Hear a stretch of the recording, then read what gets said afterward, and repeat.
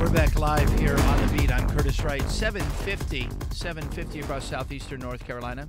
Joining us from New York, Joe DioGuardi, of course, again, CPA and author of Unaccountable Congress and former congressman.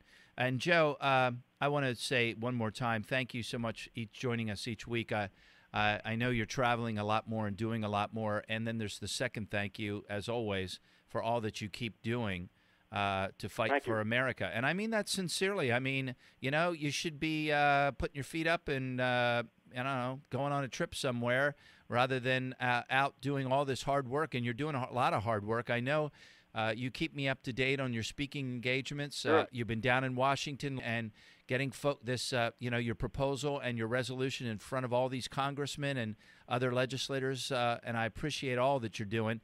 But I'm curious because this is something that I love to do, and that's go out and meet with people. I'm curious about, number one, how you're approaching what you did in Florida, so to speak. What are you emphasizing? Sure. And then secondly, what specific type of feedback are you getting? Well, first of all, this trip was not for major speaking engagements at conventions. It was to solidify the speeches I have to give at major conventions where you get a lot of visibility. So what I did is I sat down with supporters.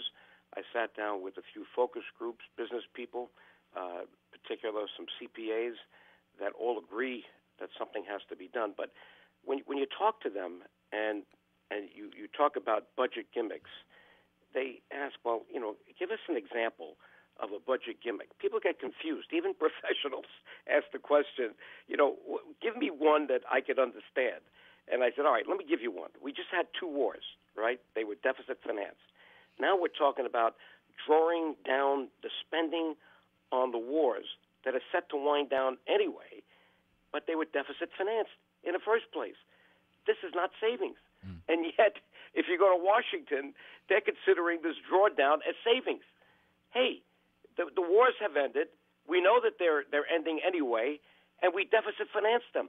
That should not be considered savings. Same thing with the troop reductions, in particular in Iraq and Afghanistan. So, you know, the number game is very easy to play in Washington when the people are dealing with real life, you know, balancing their checkbooks. And in Washington, you know, we're saying what would have been or could have been, we didn't do, therefore we saved something. No, you know, and we didn't save anything. And that other mindset, we talk about it a lot, that they're not really cuts, they're cuts to increases. Right. And, you know, I just find this so abhorrent.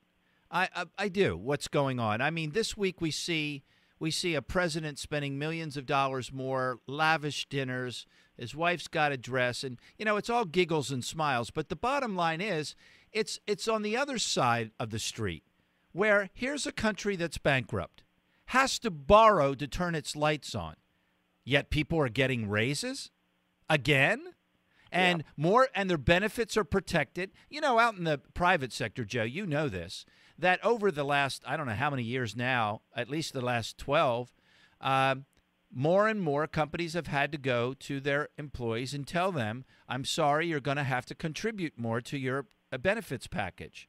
You know, that if you mention 15 cents to the folks down in Washington, they scream bloody murder.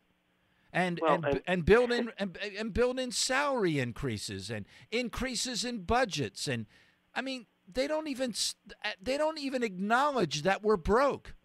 Well, and the next question that comes up is related to that.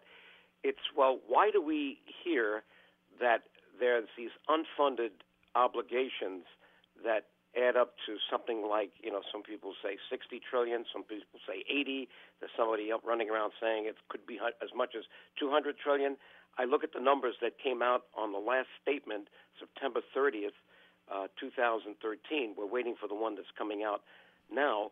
And in the footnotes, you actually have numbers pertaining to Social Security and Medicare.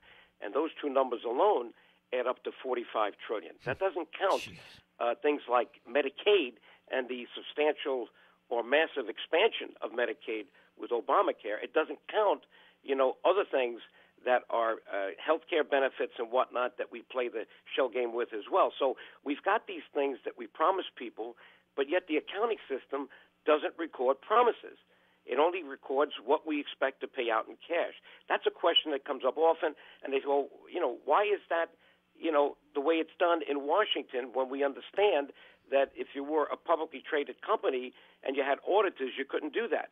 Well, it's done that way because we don't have the Financial Accounting Standards Board and the SEC enforcement mechanism on public federal spending. It's going to come at some point. I'm trying to force the issue now, but at least we're getting progress because in June of this year, the Government Accounting Standards Board, which is the one that controls the exposure drafts and the financial statements for the states, has said now they have to be put on the balance sheet, these unfunded pension costs and other post-retirement benefits.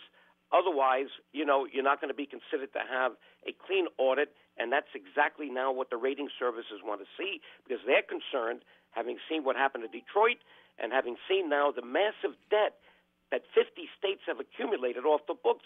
They're concerned they're going to get hit with, like they got hit with these toxic mortgages, with a bad reputation. So they're trying to get ahead of it.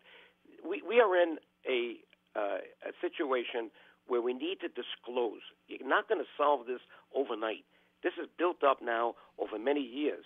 But disclosure and telling the truth is the first step to redemption, because then people will say, now I know what's going on. Now I know what the real number is. How do we now, do something to get us back to a balanced budget so the next generation is not burdened with this amount of debt? Joe, I mean, we've talked about this for a long, long time, you and I and others, that it wouldn't even take anybody that was half good or half a communicator, that once you put everything on the books, the American people are going to go crazy. It's going to be all hell's going to break loose.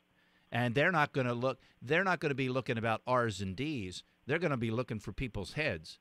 Now, they should know, because there's plenty of people telling them, like you and me and others that are, out there telling them, and on the national or local, state level, they're not listening. But you put all that stuff out there and the numbers are reported differently, all hell's going to break loose. Yeah, and that's the reason. And that's why they don't want it. See it done. Yeah, they don't want it. They're thinking that they're going to be blamed because they say people don't understand that this is built up. A lot of them are thinking very simply, and they're saying, well, why am I hearing about this now? Maybe this just happened. Yeah. And this guy, whoever's in Congress, this lady or man that's representing me is responsible for this. So they're afraid they can't explain it away why it hasn't happened before and why it should happen now. But some people are going to have to fall on their swords for America. We got to tell the truth, and that's the problem. People have to understand there may be some pain here because people have gotten away with this in the past. Well, look what's going on, Joe. We need some pain. Look what's going on right now. The pain is just it is just growing and growing every day across America. Well, and and then you add to it Obamacare. I mean, geez, that's like taking the poor guys wandering on the street. You take out a sledgehammer and hitting them in the head. Yeah, and that's one of the things that the Republicans say they're going to be talking about for the next 6 months before election, alternatives to Obamacare. I hope they get into something like tax reform. And what about budget reform? Now that we've got the debt limit behind us, which would have been the perfect opportunity to at least discuss the problem. Yeah. There were no debate. This is the problem. But it's all about the elections, not about saving America. It's what it's about. It's a political game. Got to change. Joe, thanks for joining us, and you get some rest, and you be safe up there in that snow and weather, and we'll be thinking about you. Joe DioGuardi, former congressman, CPA, and author of Unaccountable Congress. Don't forget to join him at truthingovernment.org.